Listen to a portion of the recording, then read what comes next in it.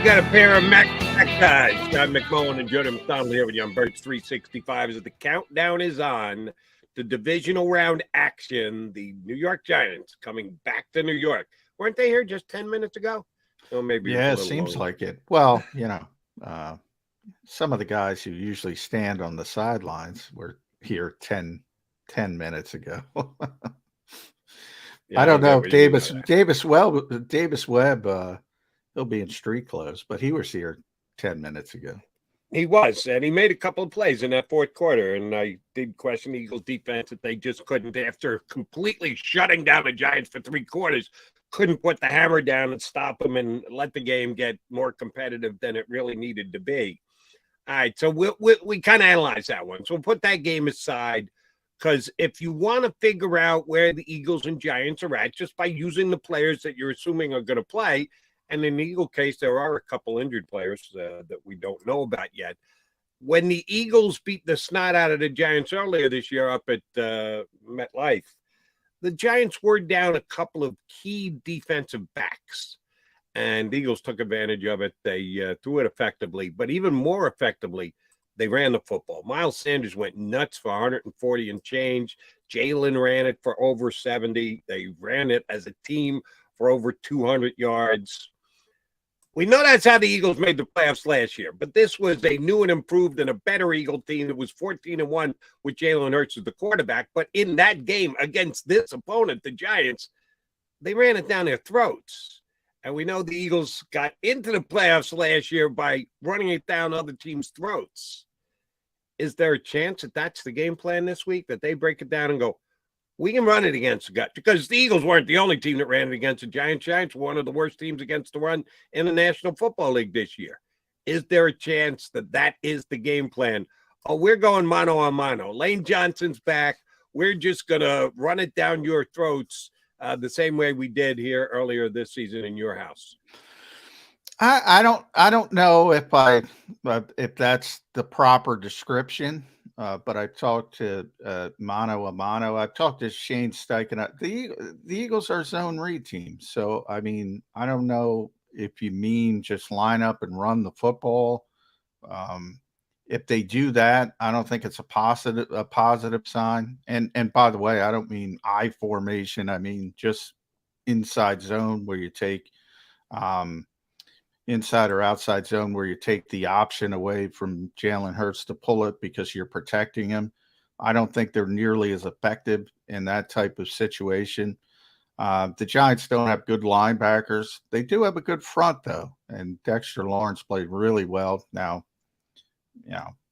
there's a big difference between Jason Kelce and, Isaac Seumalo and Landon Dickerson than Garrett Bradbury and Ed Ingram and Ezra Cleveland. So the Eagles are more equipped to handle the strength of the Giants on defense, which is Dexter Lawrence and Leonard Williams. They're far more equipped to handle that. But I've talked to Shane Steichen. He really is, and this is where I love Shane Steichen as a play caller. He really is the type of guy who sees what's going on. And I remember the Green Bay game. All right, they're not going to stop us. We're just going to keep doing it. He will figure out what that defense is not doing well, and he will keep it up. And if they're not handling something well, he will keep it up. He's not adverse to Hal mummying it, I call it.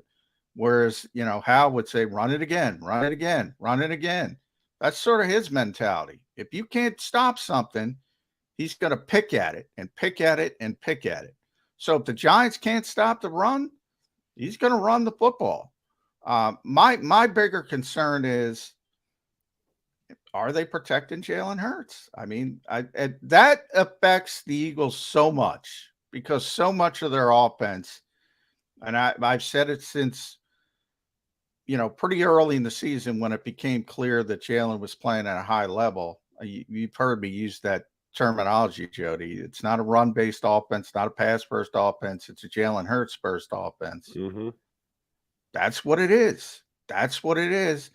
And those zone read mechanics, everything is built off that. Everything. So things get really muddy when the Eagles can't do that. That is very fair. And the other thing about the way I described it, running the ball down the Giants' throats, Miles Sanders was great that day. Put up a $144. And truth be told, Miles just has not looked the same the last couple of weeks. We know that he's got a knee thing, wearing a brace all week in practice, takes the brace off for the game on Sunday, but just hasn't seemed to have the burst that he had going back to that first Giant game this year. Is that something we can judge early on in the game? Can we zero in on Miles, carry or two, and go, all right, Miles is Miles. You and I are sitting here and we're in complete agreement. If Jalen Hurts is Jalen Hurts, Eagles are going to win this game. Can we say it will be a difference maker if Miles Sanders is Miles Sanders? Because Miles Sanders hasn't been Miles Sanders, if that's making any sense what I'm saying. I think true Eagle fans know exactly the point I'm making. I think, that's one of the things the Eagles kept that under wraps. They tried to keep it under wraps. Miles got mad at me, in fact, because I saw the brace in the locker room, and he wasn't himself. And so a lot of people are saying, why aren't they giving the ball to Miles? He was on a pitch count. He was on a pitch count because he was dealing with a knee injury. Now he ditched the brace for week 18, so I can't imagine it's going to be back after he's gotten some rest. But is he going to be his typical self? I don't know. But, you go back to that first Giants game, he had the big game, as you mentioned. But Jalen Hurts, 7 for 77 running the football. The threat of him pulling it, and Miles admits this, it creates so much space for the running backs. Boston Scott had a big day, as he always does against the Giants. By the way, I think the Eagles like that. I think they trolled the Giants a little bit, so expect the Boston Scott touchdown at some point in this game. Man, Jalen makes it easier for everybody. So that to me is the key. And I'm going to keep harping on it because it's more important. If they're just handing the ball off to Miles Sanders, it's not going to be as effective, even if he's 100% healthy. Right. If they take the zone read out, he's not going to be as effective. Does it play both ways, though, with the teams that the Eagles got beat by? That's right. Sorry, Eagle fans, got beat by the Cowboys. And I guess the only game that really matters is this past one against the Giants, because when Gardner Minshew is in there, it's basically a different offense. They try and keep certain things in place, but they just know they're not going to work the same when Gardner Minshew is making the decision to hand it or pull it. It's the other defense is just not going to react the same way as if it's Jalen Hurts that's doing it.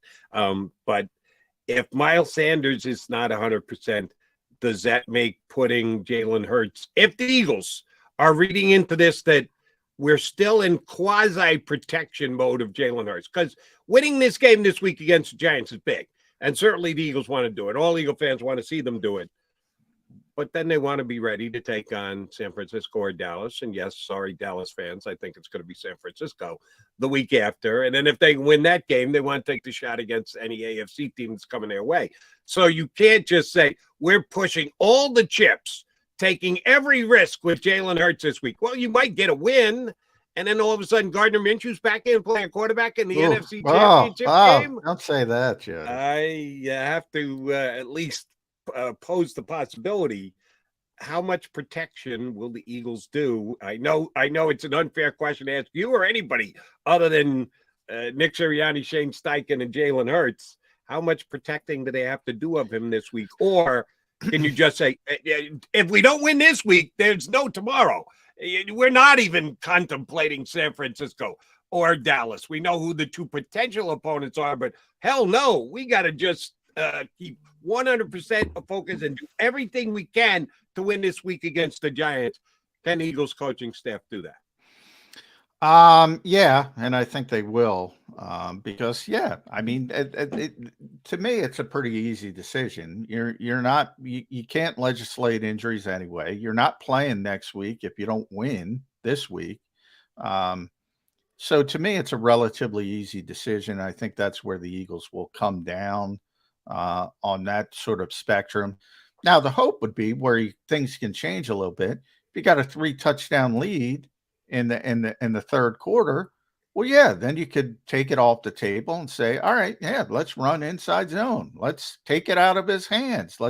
Who cares? Now, even in the modern NFL, where you see all the comebacks and all the scoring, and looks like the Big 12 out there, even 21 points seems precious at this stage of the game. But I think you feel somewhat more comfortable if you get a big lead, and you could at least begin to pull it back. And if something happens and all of a sudden the Giants get hot, you just go back to what you were doing that got you the big lead. So I think from that perspective, that's the hope. The hope is you got this game well in hand in the third quarter, and you can kind of scale back a little bit from that standpoint.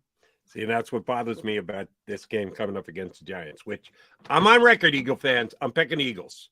How close to be determined. I'll tell you that right here on Birds 365 on Friday. But there's no scenario, no narrative I can come up with that tells me the Giants will win this game on Sunday.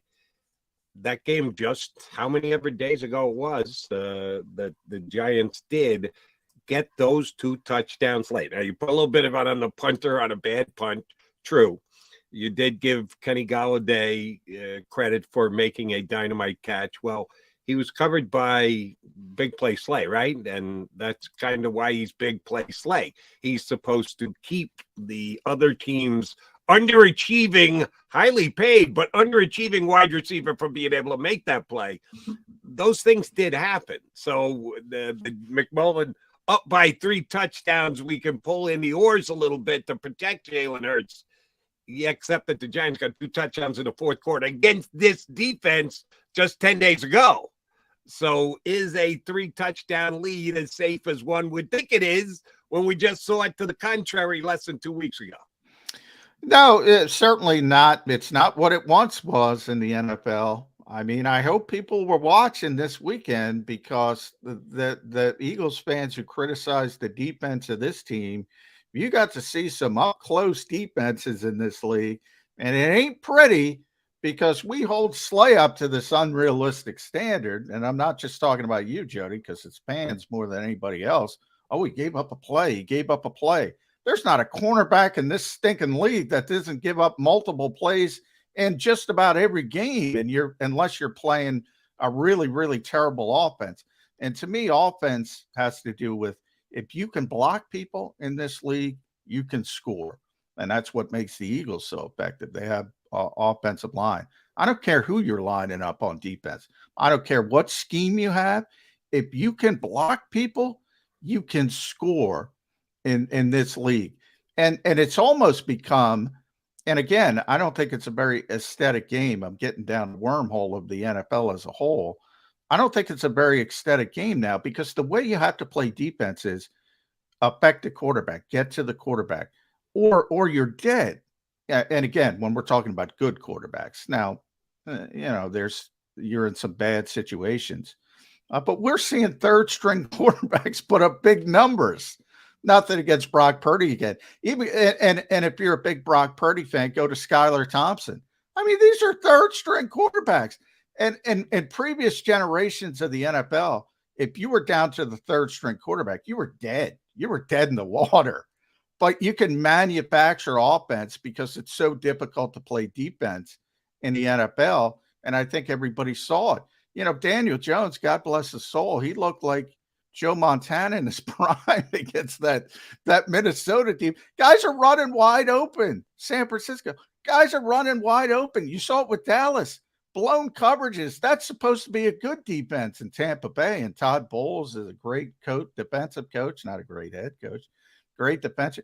Guys are running wide open all over the league. So when Slay gets beat by a great catch, but he's right there in coverage, well, I'm not going to kill the guy for it. But, man, that's the Eagles standard, the Eagles fan standard.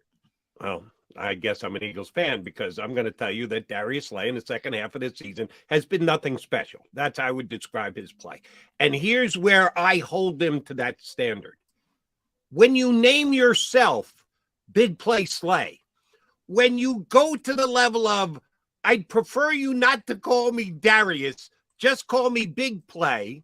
Well, And when you are one of the highest paid cornerbacks in the National Football League, guess what, Bud, Mr. Slay, whatever you want me to call you, we are going to hold you to a high standard.